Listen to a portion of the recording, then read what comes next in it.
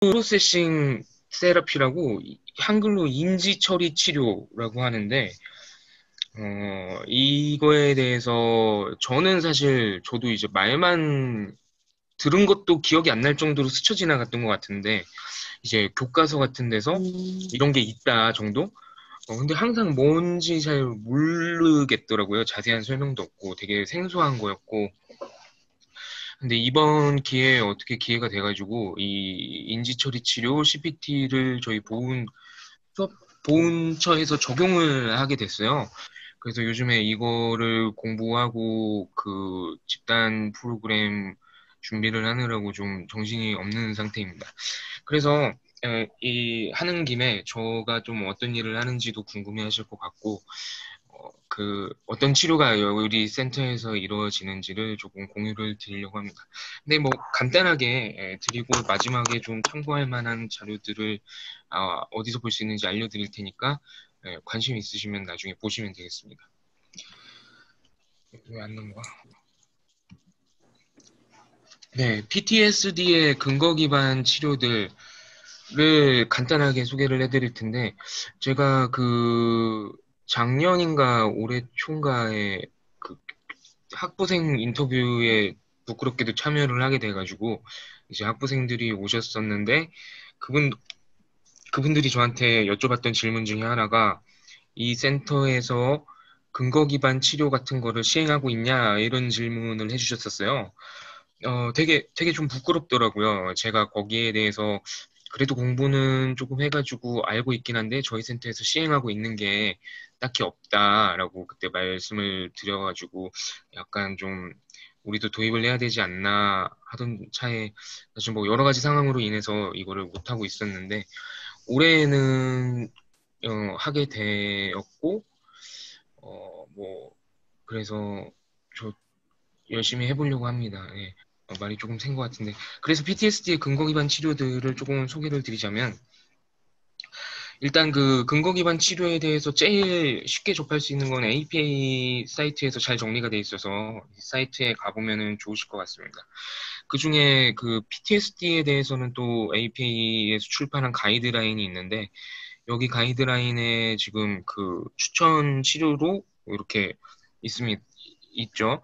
그 소기가 CBT 있고 CPT 있고 CT 있고 P 있고 이게 가장 그 1순위로 추천되는 치료들이고 이것들에 대해서는 그 임상적으로 봤을 때 뭐 논문 같은 거에서 뭐 효과가 입증됐다거나 뭐 잘 진행되고 있다 이거를 나름의 근거를 통해서 이렇게 추천을 하는 거겠지요. 네. 그리고 두 번째로는 또 BP, EMDR, NET 뭐 이 정도로 추천을 하고 있는 바입니다. 어, 그리고 뭐 약물 같은 것도 추천이 돼 있는데 이거는 미국 보훈부 홈페이지에 들어가시면은 조금 그 되게 되게 잘 돼 있어요. 미국 보훈부가 PTSD 치료에 거의 전 세계적 선두주자 같은 느낌이었는데, 저도 이번에 여러 가지 찾아보면서 구석구석 살펴보게 될수록 엄청 진짜 놀라더라고요. 정리가 상당히 잘 돼 있어가지고. 어쨌든 거기에서도 아무래도 제대군인들한테 주요하게 하는 게 PTSD에 대한 개입이다 보니까 PTSD의 가이드라인을 자체적으로 좀 만들어가지고 배포를 하고, 예, 공표를 하고 있습니다. 거기에서 이제 보시면은 여기도 언급되어 있는 게 가장 1순위에 추천되는 게 PE, CPT, EMDR, 그리고 BP, NET, 이런 것들이 좀 언급이 되어 있는 상황입니다. 결국 이제 가장 PTSD에서 현재, 근거가 확립이 잘 됐다는 거는 한 이 5가지 정도인 것 같아요. CBT랑 CPT, PE, EMDR, NET. 이것들의 공통적으로 기저적으로 적용이 되는 원리는 트라우마에 대한 치료다 보니까 일단 전부 트라우마 기반이니까 투쟁, 도피, 마비 반응에 대한 그 이론적 근거를 가지고 생리적으로는 편도체와 해마, 전전두엽 이 세 개의 좀 상호작용을 토대로 이제 그 치료가 진행이 된다는 거. 그리고 트라우마에 대한 심리 교육이 전부 포함되어 있고, 트라우마가 또 워낙 그, 이 심리적으로 교육이 되고 안 되고가 좀 중요한 장애인, 뭐 다들 그렇겠지만 중요한 부분이 있어서, 그리고 외상에 대한 노출이 다 필수적으로 들어가고, 어떤 형태로든 노출은 들어가는 것 같습니다. 5개가 전부. 그리고 정서 체험하고 행동 회피 방지하는 게 되게 중요한 이슈고, 외상 기억에 대해 어떻게든 개입을 한다는 거. 이게 5가지의 공통점인 것 같습니다.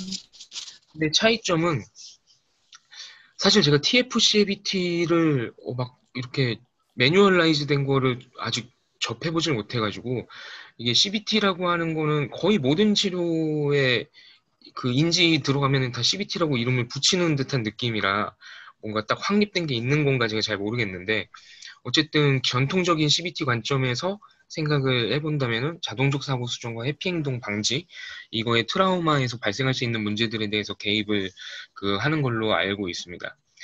CPT는 인지 처리 치료인데, 이게 그냥 어떻게 보면은 CBT의 PTSD에 진행하는 CBT의 좀 특별한 형태라고 생각을 하시면은 이해가 빠를 것 같습니다. 근데 트라우마 포커스 CBT랑 좀 차이가 있는 부분이 몇 가지가 있는 게, 이 CPT 내에서의 나름대로의 개념과 주목하고 있는 점이 조금 달라요. 일단은 정서적 기억 처리를 되게 강조를 하고 있습니다.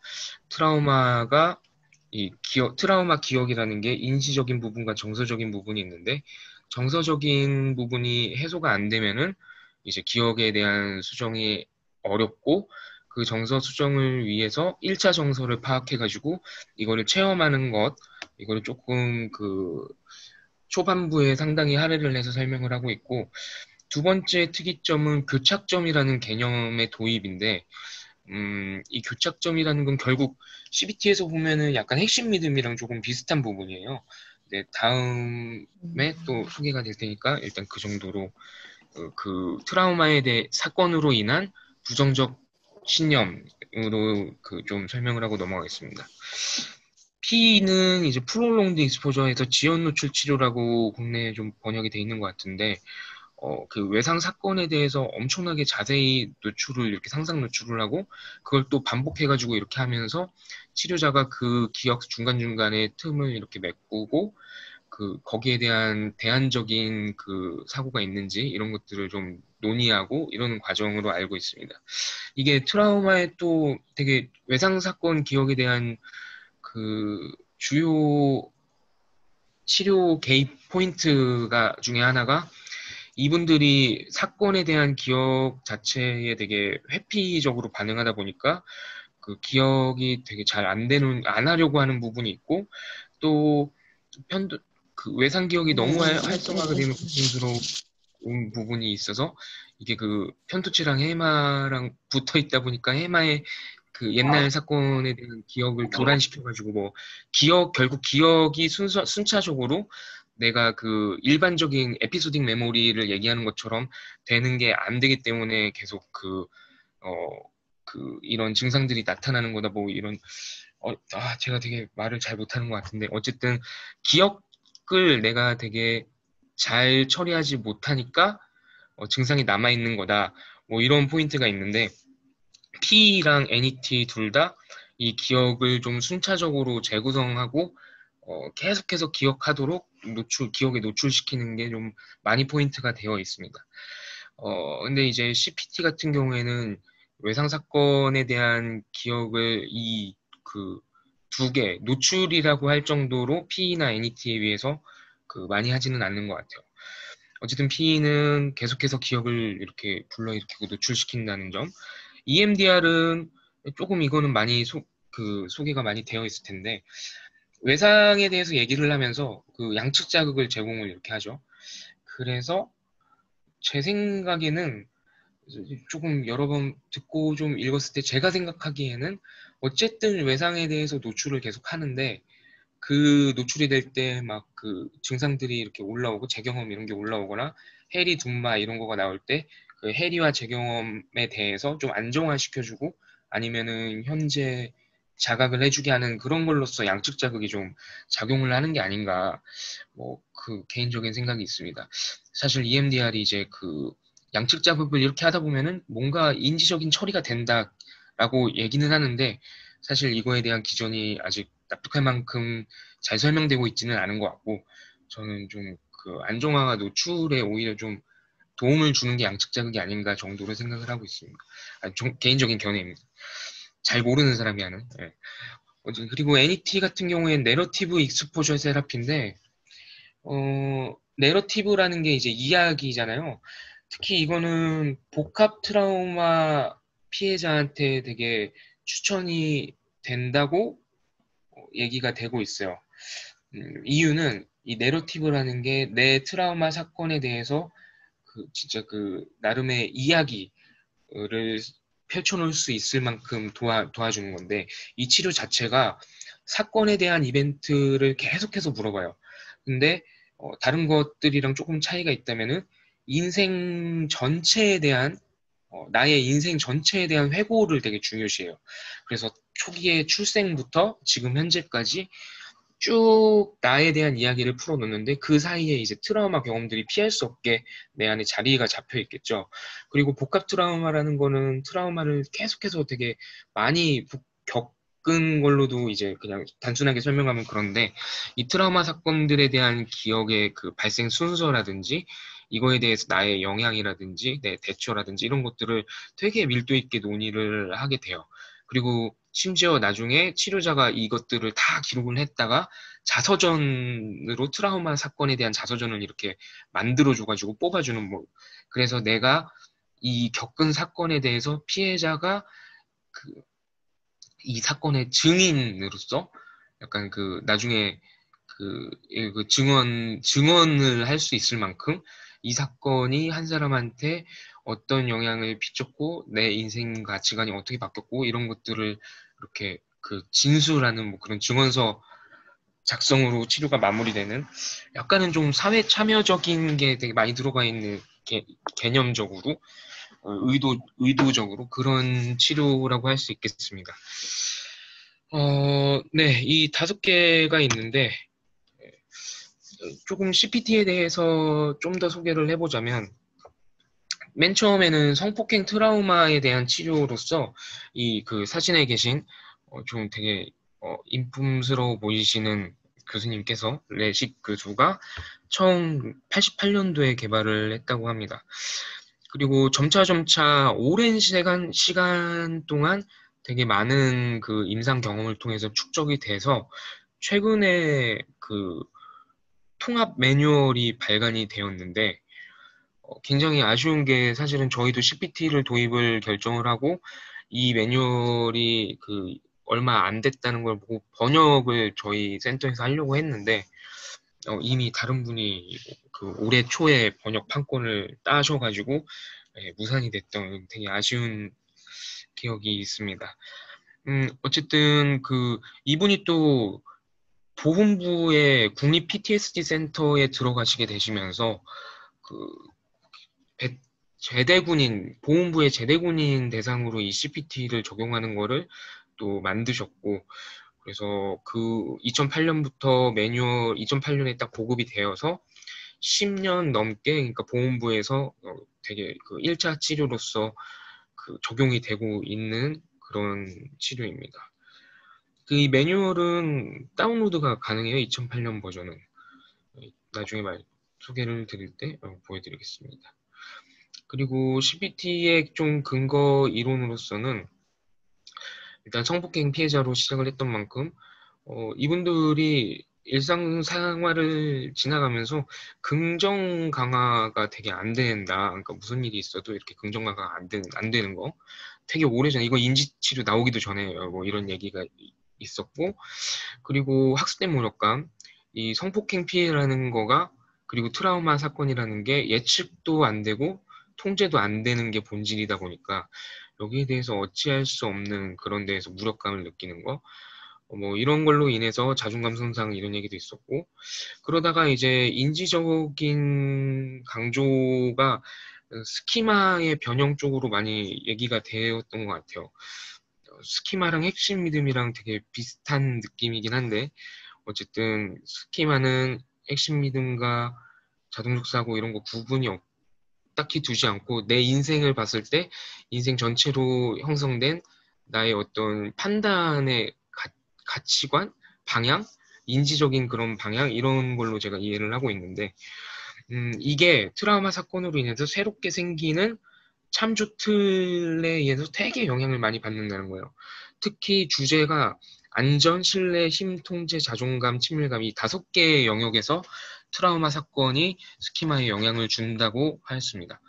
그래서 CPT가 이런 것들을 좀 종합을 해서 좀 도입을 했던 부분이 있고, 스키마 또 특이한 게 동화 조절에 대한 좀 강조인데, 스키마가 이제 트라우마 사건으로 인해서 변할 때 동화 조절 중에 하나가 발생합니다. 동화랑 조절은 이제 피아제가 말하는 그 말이 맞는데 이거를 트라우마 맥락으로 해석을 한 게 동화 조절 처음 소개되고 나서 조금 시간이 걸린 것 같더라고요. 예를 들어서 기존의 믿음이 낯선 사람만 강간을 한다라고 생각을 하고 있던 분은 이제 아는 분한테 성폭행 피해를 받았을 때 이 믿음을 동화 성폭행 피해 이후에 동화나 조절이 이제 발생하게 되는데 동화 같은 경우는 기존 믿음을 수정하지 않는 선에서 내가 겪은 사건을 기존의 믿음에 끼워 맞추는 그런 거를 동화라고 하니까 결과가 낯선 사람이 강간을 하는데 이건 아는 사람이니까 이건 강간이 아니었고 내가 뭔가의 사인을 줬으니까 이 일이 발생했을 거야.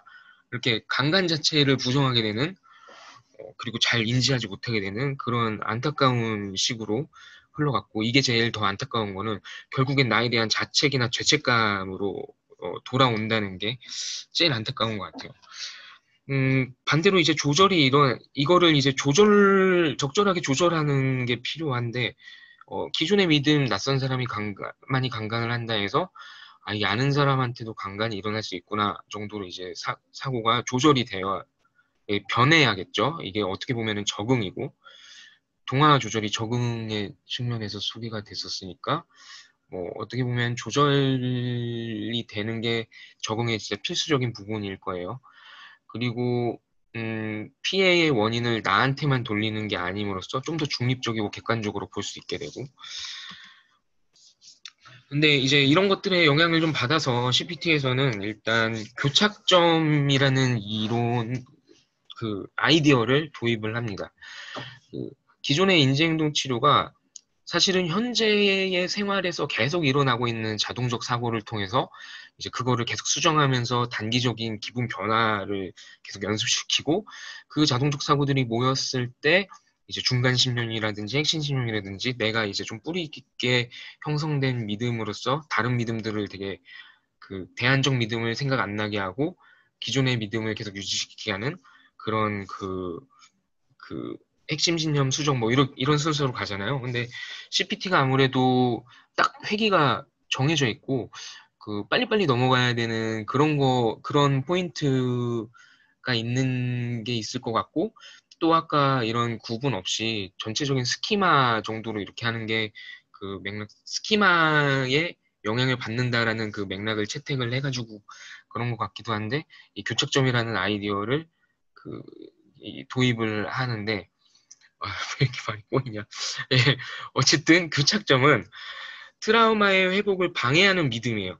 이 CPT에서 바라보는 PTSD의 관점은 PTSD는 원래 이 사건이 발생했을 때 생길 수도 있고 안 생길 수도 있는 그런 질환이라는 거예요. 모두가 PTSD를 겪는 게 아니니까.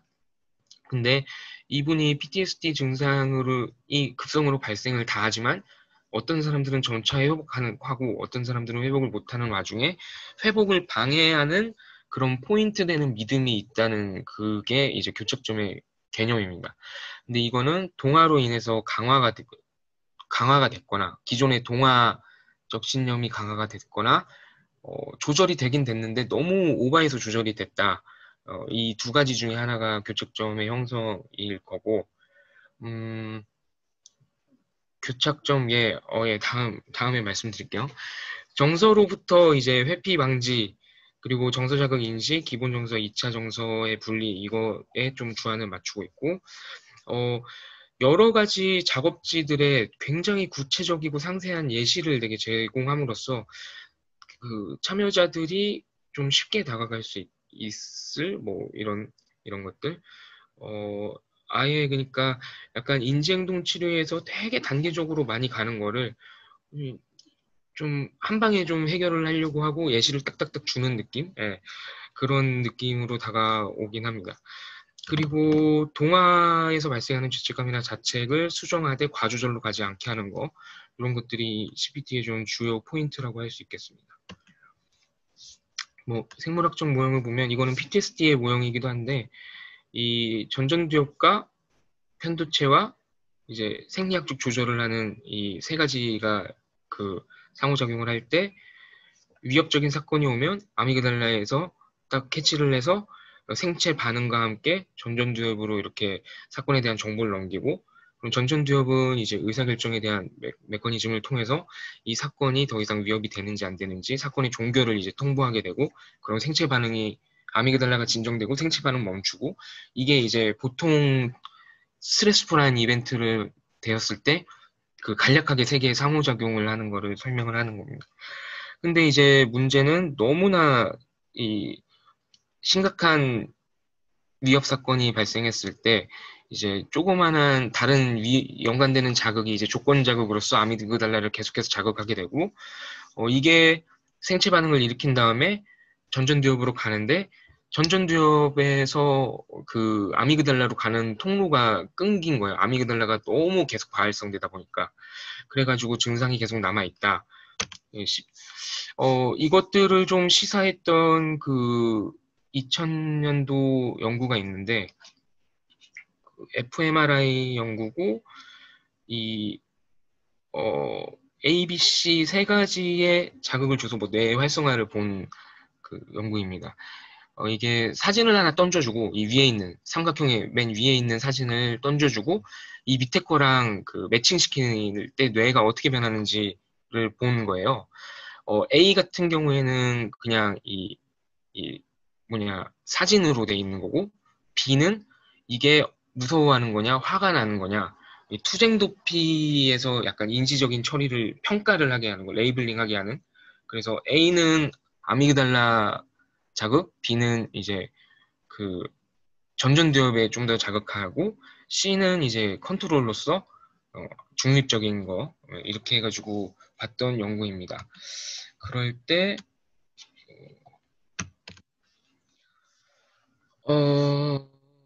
FFA가 이제 얼굴 인식하는 자극이고, 이거는 매칭이 이제 위에 조건, 레이블이 이제 아래 전전두엽 조건, 뭐 이건데, FFA는 비슷하게 활성이 되는데, 매치 때 이제 좀 불쾌한 자극에 대해서 그 아미그달라 활성이 되게 높아지는데, 그 레이블링을 할 때는 전전두엽 활성이 더 이렇게 올라가면서 아미그달라 활성이 좀 줄어들더라. 뭐 이래서 그 전전두엽이 아미그달라의 반응을 통제한다의 증거로서 상당히 많이 인용되었던 그 이론인 것 같더라고요. 논문인 것 같더라고요. 그래서 결국 CPT를 하게 되면 전전두엽으로서 이제 그 사건에 대해서 계속해서 기억하고 회고하게 되면서 그 교착점에 대해서 수정을 하게 되고, 이것들이 이제 아미그달라의 그 이 사건이 지금 나에게 영향이 더 없어라고 이렇게 계속 신호를 주게 되는, 그래서 원상대로 돌리는, 이게 좀 생물학적인 메커니즘이라고 합니다. 잠깐만. 교착점에 대한 예시가 있었던 것 같아서 넘어갔던 건데, 나중에 나오나 한번 다시 보겠습니다. 그래서 CPT 진행은 총 12번으로 진행이 되게 되고, 처음에 이제 심리 교육에 좀 더 초점을 두면서 1회 때 외상 기억 중에 가장 나에게 큰 이벤트를 고르게 해가지고 그거가 나한테 어떤 영향을 미쳤나 이런 거를 이제 그 집에서 해오는 작업으로 내게 되는, 그리고 1회에서 교착점이랑 그 트라우마의 그 유지되게 되는 원리, 이런 것들을 소개하게 됩니다. 그래서 2회부터 그 사건이 미친 영향에 대해서 이제 논의를 하면서 교착점을 계속 찾게 하고, 그 3번은 이제 그 교착점에 대한 인지행동 치료적 그거로서 ABC 작업과 정서에 대한 심리교육 이런 거를 하게 돼요. 그리고 이것들을 계속 반복하게 되면서 4번, 5번에서 그 외상에 대한 노출을 시도를 하는데, 가장 고통스러웠던 외상 사건을 그, 그 정서 체험을 되게 강조하면서 그 쓰게 해요. 한 8페이지 정도의 사건 진술을 작성을 하게 하는 게 이제 그 CPT 과정 중에 들어 있습니다. 그러면서 이제 노출도 하면서 정서도 불러일으키고, 그 정서를 불러일으키게 되는 되게 그 고통스러운 순간이 교착점을 찾는 포인트가 되고, 또 되게 나에게 어떤 영향을 미쳤나, 내가 그때 무슨 생각을 가졌나, 이런 거를 할 때 그 생성되었던 신념, 이런 게 또 교착점의 후보가 되고, 그러면서 6회 정도 들어가면서 이 신념들의, 찾아낸 신념들에 도전을 하게 되고, 7번부터 12번까지는 상당히 주제별로 구조화돼서 신념을 수정하게 되는 이런 그 회를 구성을 가지고 있습니다. 그리고 그 아무래도 인지적으로 수정을 해야 되는데 자발적인 수정을 굉장히 강조하다 보니까 내가 스스로 사건에 대해서 떠올리고 그 사건에 대해서 스스로 좀 이렇게 그 처리를 하는 게 또 인지행동 치료의 기본이기도 하잖아요. 거기서 이 주요 회 CPT 프로그램 전체에 관해서 소크라테스식 질문에 치료자가 되게 그 익숙해질 것을 강조를 많이 하고 있습니다. 그래서 6가지 범주에 대해서 각각의 이제 예시를 책에서도 제공을 하고 있고, 그 내담자한테 대상자한테 주는 모듈에도 전부 다 이런 그 소크라테스 질문이 들어가가지고 항상 신념에 대해서 돌이켜 볼 수 있게끔 그렇게 구성을 잘 해놨어요. 그래서 뭐 6가지 범주에 대해서 뭐 이거는 예시드리고, 명료화하는 거, 이게 도대체 무슨 뜻이냐, 이렇게, 그래서 이게 뭐라는 거냐, 그게 나오면은 내가 어떤 신념을 가지고 있을 때 그 신념에 대해서 반박할 수 있는 건 뭐냐, 신념에 대한 도전, 교착점에 대한 가정, 여러 가지 세상에 대한 가정들에 대해서 물어보고, 그 신념에 대한 증거, 그리고 이유는 왜 그렇게 생각하는지, 그 이유와 증거에 대한 또 소크라테스 질문, 그리고 이게 그렇게 어떤 신념이 생성이 됐고 증거들이 그렇게 있다면 그걸 유지하는데 나에게 무슨 도움이 되는가, 이런 관점을 좀 다른 데로 돌려주는 그런 질문, 그리고 사건에 그래서 결과적으로 나의 영향, 그리고 뭐 그 결과에 대한 뭐 또 질문, 그리고 또 혹시나 치료자에 대해서 계속 이거는 좀 저항이 일어날 때, 뭐 선생님은 어떻게 생각하세요라든지 뭐 이런 그 논박을 하려고 할 때 다시 질문으로 되돌려주는 그런 질문, 뭐 이런 것들. 마지막 질문이 좀 많이 그 어떻게 보면은 공감적이면서 어떻게 보면은 그 회피에 대해서 방지를 하는 역할을 하는데, 이런 논쟁이 일어날 때가 트라우마 사건에 대한 신념을 유지하고 싶을 때, 아니면은 사건에 대한 그 나의 기억을 자발적인 말이 아닌 다른 데로 논점을 돌리고 싶을 때 많이 나와서 이 마지막 질문이 좀 유용할 것 같다는 생각이 듭니다. 그래서 그 어떤 식으로 좀 자료들이 있는지 간략하게 소개하고 마치면 될 것 같습니다. 심리 교육적인 부분은 아까 회복에 대한 거, 교착점을 설명할 때 이거는 원래 자연스럽게 회복돼야 되는 거다, 이거를 기본 전제로 깔고, 이거를 회복이 안 되게 한다는 건 어디서 걸려 있는 거다. 그 걸려 있는 것들이 보통은 이제 믿음일 거고, 뭐 정서적으로도 그럴 수 있고, 이것들을 교착점이라고 한다. 그래서 이 교착점을 찾아내는 게 우리의 목표다, 이렇게 1회 설명이 되는 부분입니다. 그래서 동화와 조절, 과조절에 대한 설명도 이렇게 하고 있고, 세상이 안전하지 않다라는 신념이 이제 어떻게 영향을 미치는지 이런 것도 예시를 들어주고 있습니다.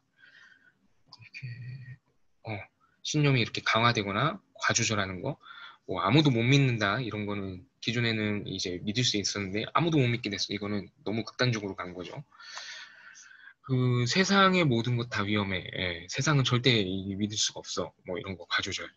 그래서 이 뭐 모든 트라우마 치료에 되게 공통적인 개념인 것 같은데 어, 기존의 은연중으로 갖고 있는 공정한 세상에 대한 신념이 다 있다라고 가정을 해요.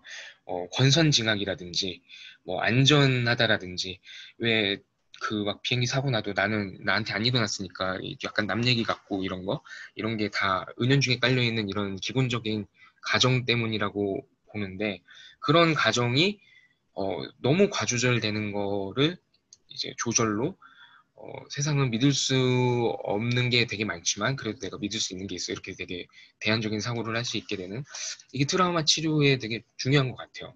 그런 개념으로서 동아랑 과조절은 상당히 심플하면서 되게 치료에 개입하기 좋은 그런 그 주목 포인트인 것 같아요. 그리고 외상 사건으로 해서 1차 정서, 2차 정서에 대한 그 교육을 하는데 교착점을 찾을 때 이 정서 체험을 되게 강조해요.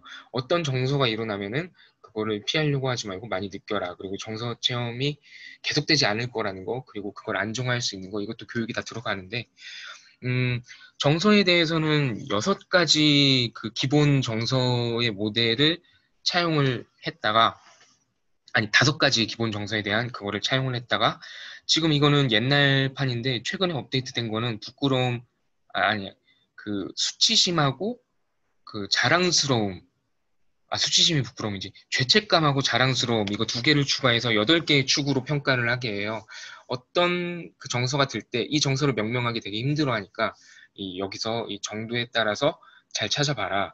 근데 인간의 기본적인 정서는 5개다. 인사이드 아웃에 그게 채용이 된 거죠. 화남, 행복함, 무서움, 진절이남, 슬픔. 이렇게 5가지가 기본적인 정서인데, 이 5가지 정서들이 조금씩 그 결합이 되면서 되게 뭐 질투라든지 막 뭐 복잡한 감정들을 만들어내고 그런 것들이 2차 정서고 되게 주요하게 나타나는 2차 정서가 부끄러움과 죄책감과 자랑스러움의 이슈. 결국 1차 정서가 일어난 거를 내가 어떻게 해석하느냐에 따라서 되게 내 자신이 죄책감이 들 수도 있고 자랑스러울 수도 있고 뭐 화가 날 수도 있고 뭐 이런 정서에 대해서 그 설명하는 그런 교육 자료입니다. ABC 작업지를 그래서 계속 줘요. 이런 것들이 하고 교착점을 찾은 다음에 처음에는 ABC 작업지를 통해서 그냥 사건과 신념과 결과 이 심플하게 3가지만 이렇게 분리를 하게 되면서 사람들이 보통 이걸 할 때 결과에다가 또 다른 신념을 막 적기도 하고 정서랑 구별이 안 되고 이런 게 있는데 이것들을 프로그램 전체적으로 계속 강조를 합니다.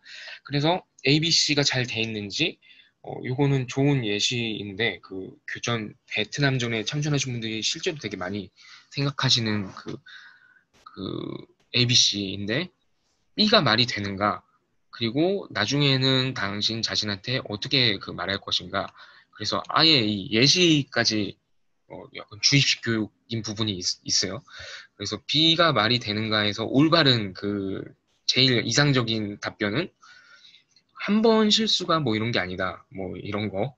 그리고 또 여기 슬라이드엔 소개를 안 했지만 그 책임에 대한 얘기를 많이 하거든요. 이 베트남전 참전한 한국 군인들이 실제로 민간인 학살을 되게 많이 했다는 기록도 많잖아요. 그래서 월참자들이 그거에 되게 분개하고 그러는데 뭐 있었던 일 같아요. 그 여러 가지 자료를 참고하면은 실제로 있었던 일이고 어느 전쟁이나 있었던 일이고 근데 이 민간인을 학살하고 와서 국내에 들어오셨을 때 그거에 대해서 상당한 죄책감을 호소하시는 분들이 엄청나게 많다는 거죠. 그러니까 이분들도 그 상황에서 맥락적으로 어쩔 수 없이 발생할 수밖에 없는 일이었다는 맥락에서 해석하지 않고 나중에 돌이켜 생각해 볼 때 내가 진짜 도덕적으로 잘못했다라는 관점에서만 보니까 굉장히 문제가 되고 있는 거거든요. 그거를 이제 그 맥락과 책임에 대한 거를 강조를 하면서 이제 비의 생각이 말이 되는가 뭐 이런 예시를 이렇게 들고 있습니다. 그리고 이게 CPT 자체가 보훈부의 펀드로 제대군인한테 되게 그 적용 보급을 목적으로 개발된 거다 보니까 상당히 이런 구체적인 예시와 어떻게 해야 될지에 대해서 많이 고민을 한 게 묻어나더라고요.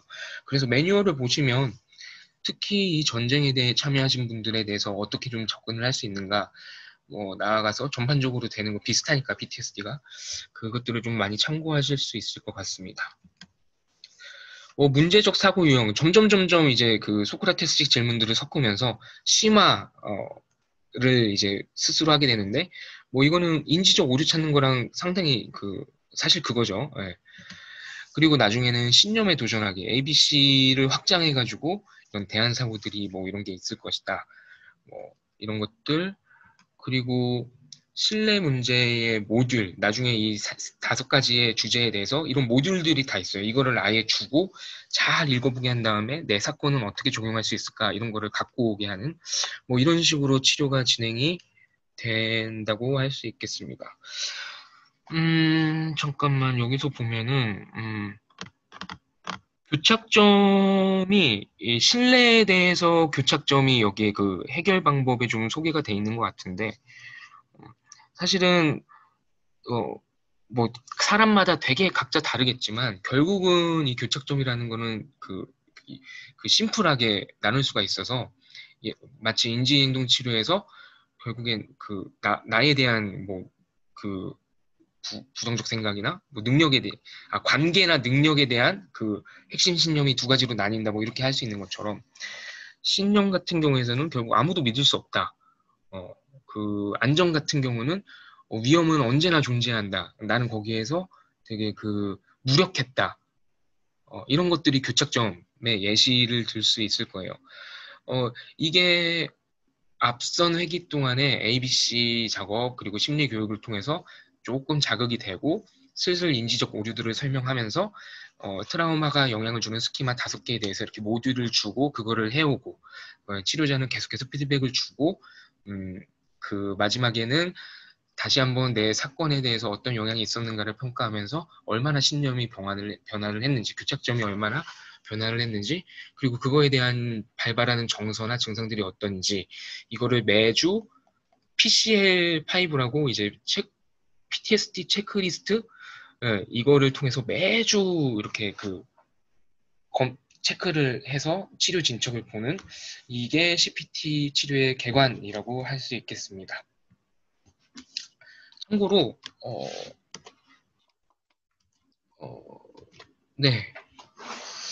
인터넷이 진짜 너무 좋은 것 같아요. 저는 사실 진짜 깜짝 놀랐어요. 이렇게 많은 자료들이 정리가 됐든지 다들 이제 잘 찾으시고 하겠지만 저는 좀 이런 거에 약했던 부분인 것 같은데 APA 사이트에 가시면 혹시나 저 같은 사람이 있다면 참고를 하시라고 APA 사이트에 가면은 PTSD 그 카테고리가 있고 그 PTSD에 대한 이렇게 막 치료들 다 이렇게 소개를 해주고 이거를 누르면은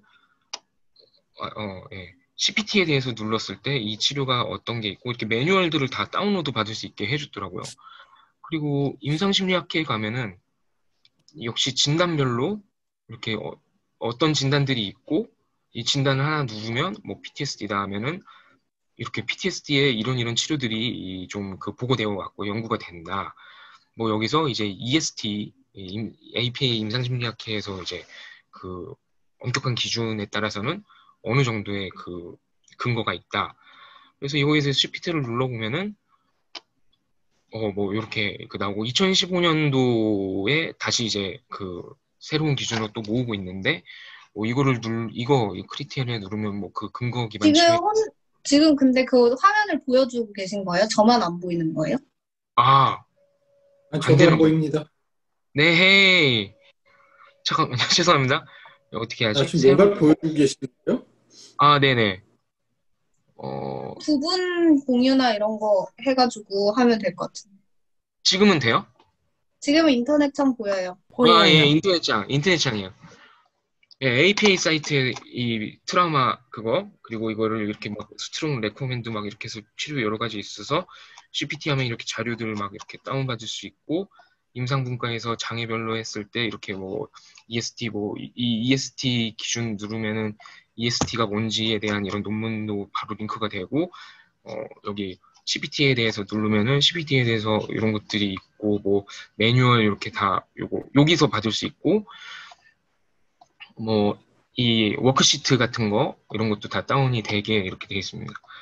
그리고 이거는 P나 뭐 EMDR 이런 것도 전부 정리가 너무 잘 돼 있어가지고 참고를 하시면 될 것 같고, 그리고 진짜 깜짝 놀란 게 보험부 사이트인데 미국 보험부 사이트에 정말 PTSD에 대한 모든 게 망라가 돼 있구나 싶을 정도로 정리가 엄청나게 잘 돼 있어요. 아휴, 이거 되게 탭을 넘어가고 싶은데 방해를 하네. 일례로 그 폴 프로바이더에 가면은 이 PTSD를 측정하는데 이런 메저들이 있다 해가지고 다 설명이 돼 있고 또 다른 기관에서 만든 거 요런 거 있다. 그러니까 이런 것들이 전부 그 보훈부에서 주도해서 만든 것 같더라고요. 캡스도 그렇고. 그리고 뭐 이거 말고도 그 PTSD에 관련된 논문 엑셀 정리한 거를 제가 한번 봤었는데 한 수백 개의 논문을 엑셀로 저자가 누구고 여기 주요 결과가 뭐고 이런 자료도 있었어요. 그리고 이게 그 VA에서 하는 그 PTSD 가이드라인 다운할 수 있는 뭐 그런 거고 하여튼 엄청난 자료의 보고입니다. 그리고 책은 인지처리 치료가 사실 책이 한 권이 나왔었어요. 2014년에. 이 책이 국내에 제가 알기로 유일한 매뉴얼입니다. 그리고 이 이성직이라는 분이 어디 한국 상담심리대학원 대학교였나? 네, 거기에 이제 교수님으로 계시다가 지금 또 다른 일 하고 계시는데 이 CPT 하신 분들 밑에서 박사과정을 하셔가지고 이 CPT에 대해서 되게 시행을 많이 하셨고, 그래서 이분이 이제 그 판권을 따가지고 진행을 하고 있는 게 이 책입니다. 이 책이 이제 17년도에 나온 최종 매뉴얼 같은 버전이고 그동안의 CPT에 대해서 총망라했다는 뭐 그런 그거라서 상당히 좀 아쉽게 됐는데 이거를 번안했다면 되게 어땠을까 뭐 이런 아쉬움이 들고 있습니다. 네.